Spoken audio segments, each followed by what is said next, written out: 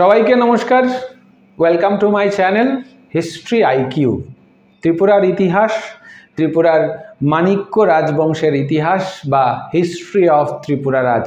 আজকের আলোচনা রামগঙ্গা মাণিক্য, যার শাসনকাল ছিল প্রায় 13 বছর, অর্থাৎ 1813 থেকে 1826 পর্যন্ত যিনি শাসন করেছেন ত্রিপুরার রাজা হিসাবে, মাণিক্য রাজা হিসাবে। মহারাজ দুর্গামাণিক্যের মৃত্যুর পর রাজসিংহাসন নিয়ে ত্রিপুরায় আবার গোলযোগ শুরু হয়। জর্জ প্যাটন সাহেব ত্রিপুরার রাজ্য ও চাকলা রোশনাবাদ জমিদারির দাবিদারগণকে তাদের দাবি পেশ করার জন্য 1813 খ্রিস্টাব্দের 6 মে তারিখে এক ঘোষণাপত্র প্রচার করেন। ঘোষণাপত্র অনুযায়ী রামগঙ্গা তার দাবির সপক্ষে দলিল পেশ করেন।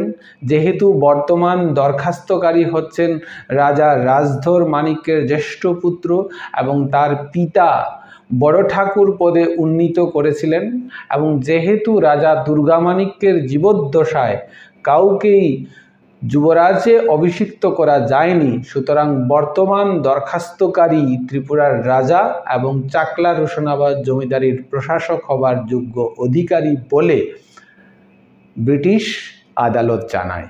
উপরোক্ত দাবি পেশ করার পর জর্জ প্যাটন আইনগত সিদ্ধ যুবরাজের অভাবে বড় ঠাকুর পদাধিকারী রামগঙ্গা মাণিক্যকেই ত্রিপুরার রাজা বলে ঘোষণা করেন। শাস্ত্র অনুসারে তার অভিষেক কাজে কিছু বিলম্ব হয়ে যায়। শম্ভুচন্দ্রকে যুবরাজ করার জন্য মহারাজ দুর্গামাণিক্য প্রতিশ্রুতি দিয়েছিলেন, কিন্তু দুর্গামাণিক্যের জীবিত থাকা অবস্থায় তিনি তার যুবরাজে অভিষিক্ত করে যেতে পারেননি।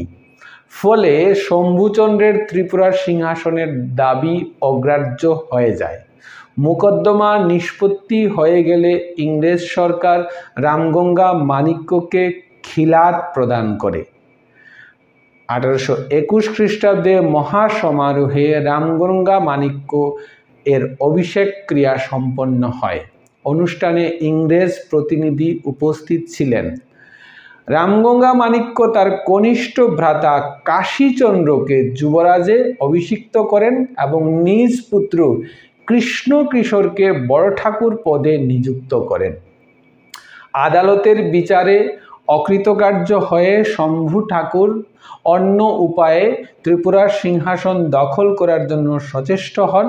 শম্ভু ঠাকুরের প্ররোচনায় একদল কুকি সহ হালাম উপজাতিরা রামগঙ্গা মাণিক্যের বিরুদ্ধে বিদ্রোহ ঘোষণা করে। এদের সাহায্য নিয়ে শম্ভুচন্দ্র ঠাকুর আগরতলা আক্রমণ করেন। রামগঙ্গা মাণিক্য এই আক্রমণ প্রতিরোধ করতে পারলেও শম্ভুচন্দ্র ঠাকুরের সঙ্গে রামগঙ্গা মাণিক্যের সংঘর্ষ অনবরত চলতে থাকে। শম্ভুচন্দ্র ঠাকুর শুধুমাত্র ত্রিপুরা রাজ্যের বিরুদ্ধেই বিদ্রোহ করে ক্ষান্ত হননি, ইংরেজ কর্তৃপক্ষের বিরুদ্ধে চট্টগ্রামের উপজাতি সম্প্রদায়কে বিদ্রোহ করতে প্ররোচিত করেছিলেন। পার্বত্য চট্টগ্রামের জুমচাষী উপজাতি প্রজারা ইংরেজ কর্তৃপক্ষকে কোনো প্রকার খাজনা দিতে বিরত থাকে। ইংরেজ চট্টগ্রামের পার্বত্য অঞ্চলে এবং ত্রিপুরার শম্ভুচন্দ্র ঠাকুরের সমস্ত সম্পত্তি বাজেয়াপ্ত করে এবং গ্রেপ্তারের জন্য 5,000 টাকা পুরস্কার ঘোষণা করে তৎকালীন সময়ে। কিন্তু শম্ভুচন্দ্র ঠাকুর পার্বত্য অঞ্চলে এতটাই জনপ্রিয় ছিলেন যে ইংরেজ কর্তৃপক্ষ শম্ভুচন্দ্রকে গ্রেপ্তার করতে পারেনি। প্রথম ইঙ্গব্রহ্ম যুদ্ধের পর শম্ভুচন্দ্র ঠাকুর পুনরায় রামগঙ্গা মাণিক্যের বিরুদ্ধে অস্ত্র ধারণ করলে সুবা ধনঞ্জয়ের হাতে শম্ভুচন্দ্র ঠাকুর পরাজিত হন। রামগঙ্গা মাণিক্য রাজা হয়ে উজির দুর্গামণি ও রামহরি বিশ্বাসের উপর রাজ্য ও জমিদারির শাসনভার অর্পণ করেন। উপরন্তু উজির দুর্গামণিকে অনেকগুলি তালুক দান করা হয়। রামহরি বিশ্বাস বিশগাঁওয়ে অবস্থানকালে সেখানে কালী মন্দির নির্মাণ করে দেবীর পীঠস্থান প্রতিষ্ঠা করেন। দেবীর নিত্য পূজা অর্চনার ব্যবস্থা করে দেওয়া হয়েছিল। রামহরির প্রতি অতিরিক্ত স্নেহপ্রীতি দেখে জনৈক ইংরেজ রাজকর্মী ঊর্ধ্বতন কর্তৃপক্ষের নিকট এই প্রতিবেদন লিখেছিলেন যে ত্রিপুরার রাজা দু একজন বাঙালি আমলার হাতের ক্রীড়নকে পরিণত হয়েছিলেন, অর্থাৎ হাতের পুতুলে পরিণত হয়েছিলেন। মহারাজ রামগঙ্গা মাণিক্য একজন ধর্মপরায়ণ রাজা ছিলেন। তিনি পুরীর জগন্নাথ মন্দিরের অভ্যন্তরে গোপীনাথ মন্দির নির্মাণ করেছিলেন। গোপীনাথের সেবার জন্য উড়িষ্যার দেবোত্তর সম্পত্তি শ্রীকৃষ্ণের বিগ্রহ স্থাপনের জন্য গৌরীচন্দ্র চৌধুরী নামের ধার্মিক ব্যক্তিকে মন্দির নির্মাণের জন্য 25,000 টাকা দিয়ে বৃন্দাবনে পাঠিয়েছিলেন। গৌরীচন্দ্র বৃন্দাবনে কুঞ্জ নির্মাণ করে শুভ দিনে সেখানে রাহবিহারীর মূর্তি প্রতিষ্ঠা করেছিলেন। আজও সেই কুঞ্জ ত্রিপুরার মহারাজের কুঞ্জ নামে পরিচিত।